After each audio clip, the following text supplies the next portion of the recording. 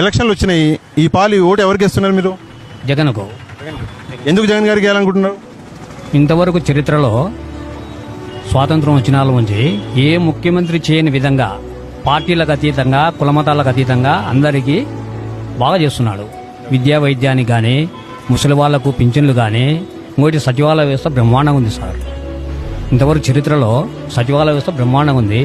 ఇంతకుముందు ఎక్కడో ఎంఆర్ఓ కార్యాలయానికి పింఛన్లు రావాలని కూడా పన్నులు వదిలిపెట్టి అక్కడ కాసుకొని వాళ్ళు ఇచ్చినప్పుడు ఇవ్వకపోయినా ఇక్కడ కూలి పోట్టుకొని మళ్ళా నాడు పోయి అట్లా కాసుకొని ఉంటున్నారు. ఇప్పుడు వాళ్ళు 1వ తేదీ ఇండ్ల కాడికి తీసుకొచ్చి ఇస్తున్నారు. వాళ్ళ బాగోగులు అడుగుతున్నారు. పిల్లలకు విద్య గురించి బాగా చేస్తున్నాడు, వైద్యం గురించి బాగా చేస్తున్నాడు. నాడు నేడు కింద బాగుంది వర్క్. అన్ని పార్టీలకు అతీతంగా కులము చూడలేదు, మతం చూడలేదు, పార్టీ చూడలేదు అని బాగా సామరస్యంగా అందరికి బాగా చేస్తున్నాడు. ఏమిగా